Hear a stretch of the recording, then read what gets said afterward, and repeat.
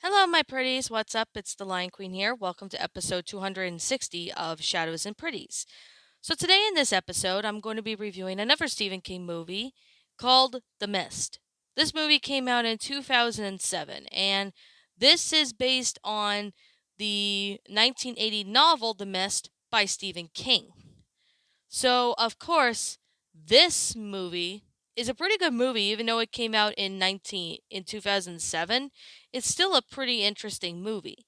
Of course, the filming of it began in Chevroletport, Louisiana in February of 2007, and the film was released in the United States and Canada in November 21st, 2007. Of course, in this one, there was some like scenes that always had in mind to shoot the mist in black and white. A decision inspired by such as the Night of the Living Dead, the 1968, and the pre-color work of Ray Harryhausen.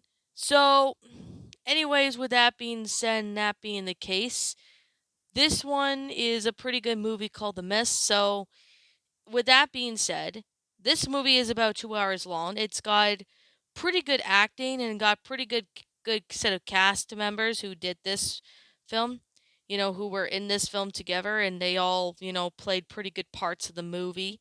So, of course, there is this little TV series called The Mist that was around since 2013 or well yeah in kind of in 20, not 2013, but that was when they were developing a 10-part TV series based on it. So in 2016 in February, Spike, the channel, pretty much picked up the pilot, and in 2016 in April, Spike ordered the series, and of course the series premiered in June 22nd, 2017. So of course, I am going to get started with, explain what the plot of this movie is about, especially for those who haven't seen this movie in a long time. Because, you know, a lot of the times when I see Stephen King's movies, most of them are pretty good. Like, for example, It Chapter 1 and 2, the remake, the miniseries It, and even Cujo, etc. And I do plan to review more of Stephen King's films if I ever get the time to do so. So this movie came out in 2007, so that was like years ago. So this basically the plot is about a severe thunderstorm that strikes Bridgeton, Maine, causing a tree to fall into the lakeside of the home of the artist David Drayton.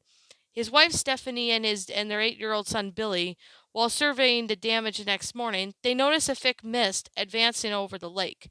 So David and Billy leave for town and for their neighbor Brent Norton to buy them supplies. From inside the market, to which they watch police cars sped down the street, terrified local Dan Miller runs into the store and warns of danger lurking in the mist. As a civil alert siren sounds, the store manager Ollie Weeks and Bud Brown are closed off the supermarket as the mist envelops around the store. However, one woman leaves to go home to her children.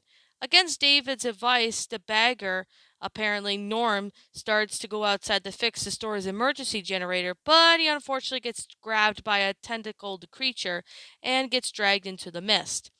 I'm kind of getting a little bit of Silent Hill vibes when I'm pretty much when I watched The Mist like years ago. I was a teenager when I watched this. But when I first watched this for the first time, I honestly was getting a bit of Silent Hill vibes because there's always foggy areas in the Silent Hill area, especially in the town of Silent Hill, which I do plan to review the Silent Hill movies eventually in the future, so there's definitely that. So, after the tentacles creature dragged Norm into the mist, David and Ollie direct the customers to barricade the store's front windows, and Miss Carmody, who is a religious woman, begins preaching about an impending Armageddon. Brent, however, disbelieves of the dangers of the mist and leaves the store with a small group just to seek outside for help. Eventually, his group gets attacked by unseen force and gets presumably killed. Eventually, David forms a connections with several people in the store, including Amanda Dunphy and Irene Repler, the two teachers who came into conflict with Carmody over the religious and on-taking disaster. Amanda carries a revolver in her purse and gives it to Ollie, who is a former regional shooting champion. As the night falls, enormous flying insects attracts the lights, swarm into the store windows, and bear prey on the pterodactyl-like creatures.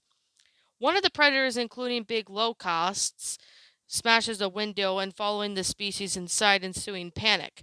So the two people get killed while another receives the fatal burns while attempting to incinerate the insects. Meanwhile, Carmody gets miraculously spared from the insect, which convinces her to photosynthesize more fervently and gain followers amongst the survivors. So the small group led by David goes into the neighborhooding pharmacy in search of medical supplies, but ends up getting attacked by giant spiders that kills the two men, forcing them to retreat. Carmody, who then opposed to the expedition, then uses his failure to increase the influence by offering a protection from the divine warmth of the new converts. So the next morning, the following deaths of two soldiers from the local military base, a first soldier, Jessup, reveals that the government projects X to discover the other dimensions and was underway at the base when and that the scientists accidentally opened a doorway into the creature's habitat. Angered and vengeful, Carmody's follower Leroff offered Jessup and a sacrifice that expelled from the supermarket. So outside, he is immediately devoured by the giant praying mantis-like creature. So Dave and his group prepare to leave the store the next morning, but they get stopped by Carmody, and Billy has been chosen by her group to be delivered as the next sacrifice to appease the monsters. So as the crowd descends from Amanda and Billy, Ollie shoots and kills Carmody and traumatizes the survivors when they allowed the group to leave. So as the group makes its way through the parking lot, Ollie gets devoured by the praying mantis-like creature, while the two others are killed by the spider-like creatures from the pharmacy. Bud then eventually runs back into the store and lets inside the patrons. David, Billy, Dan, and Amanda and Arlene reach David's car and they eventually leave. Eventually, driving through the mist, David finds his home destroyed and Stephanie ends up being killed. He was so devastated he drives away from the town, passing a colossal six-legged beast and eventually running out of gas. So, pretty much with no means of escaping the mist, the adults decide to end their lives, aiding their deaths. David shoots Billy and the other survivors with his four remaining bullets, leaving the car to be taken by the creature. The mist suddenly dissipates, leaving the vanguard of the U.S. Army armored column beginning to the process of exterminating the creature and restoring the order. David, seeing that the army has also rescued survivors, including the woman who is left to get her children, realizes that he killed his son and his fellow survivors, and they were just moments away from rescue. He drops to his knees and screams in despair, and that's how the movie ends. Now, this movie kind of does have a sad ending, involving, the dad who kills his son, try to take their own lives, and he's basically, is about to, take his own life or something when the rescue arrives and he realizes what he's done and he's regretted all the shit that he's done. This movie was honestly a pretty good one, especially that it came out in 2007. It's an older movie, but not as old as the ones that's the Stephen King movies from the 80s and that. But I mean, this one was definitely one film that I really gotta say was a pretty good movie, especially from 2007. I mean, the creatures in there looked pretty wicked and crazy, but when it comes to Stephen King's his novels and stuff like this, and even in his books too, he puts a lot of mysterious stuff, and he does a lot when it comes to you know making these books and that. Now, I have not read those Stephen King's The Mist book, but I have to say, when Stephen King, writes the books, especially the Dark Tower series, I mean, the Dark Tower series are awesome, but what I have to say is he adds a lot of weird stuff and different and scary stuff too to these books. And he does make it look believable in a sense because I know it's fictional, but he does put a lot of effort into writing these books. And I gotta say, this is actually a pretty good, damn well made movie. I mean, the ending was sad, yes, because the man who lost his wife, and after he lost his wife, he killed his son, and he realized, he's regretted all that. and he realized he's devastated and has got nothing to live for. I mean, while the ending was sad there, but it's not as depressing as The Green Mile, because The Green Mile, on the other hand, I found the movie itself to be depressing, especially when John Coffey died. But in this one, it was more scarier than, well, The Green Mile. So I have not watched this movie in like a really long time, but I thought I would just review it because I do remember, the movie, even though I have not seen it in years. I'm gonna have to rewatch this film because this film was definitely a pretty good movie. I'm not gonna lie, when I first saw it, I literally was like, wow, this movie is pretty good. Not gonna lie, it's a pretty good film. It's well made in detail and it's amazing. I really like this film. It's pretty neat. It's well made in detail. I mean, it does have, a sad ending, but the most depressing ending of Stephen King's films would have to be the Green Mile ending. I mean, the Green Mile ending was pretty much one of the most depressing parts of the story, so of the movies. So, yeah, there's definitely that. I don't really have anything much to say about this film. I don't have anything that I did not like about this story or movie, but anyways, I guess with that being said and that being the case, I'm gonna sit here and thank you all for, listening to this my review on The Mist. If I am missing anything, you guys can feel free to let me know in the comments below and let me know what you guys think of this movie. If you like the book, that's fine. If you like the movie, that's fine too.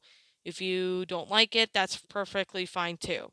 So, with that being said, and that being the case, I'm going to sit here and wrap up this review saying that this is just simply my own personal opinion. And if you happen to disagree with me, that's perfectly fine too, as we're all entitled to our own opinions regards to these movies, and this is just my own personal thoughts.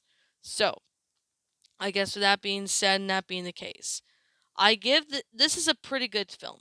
I give it a 10 out of 10. It's a really well made movie. It's got a bit of a sad ending, but it's not as depressing compared to the Green Mile. So there's definitely that. I can definitely guarantee you right now that it's more like, it's not as sad as or more depressing as the Green Mile ending, but it's still sad, the ending, but it's not really, as depressing as the Green Mile. So with that being said, and that being the case, what did you guys personally think of this movie? Did you enjoy it? Did you not?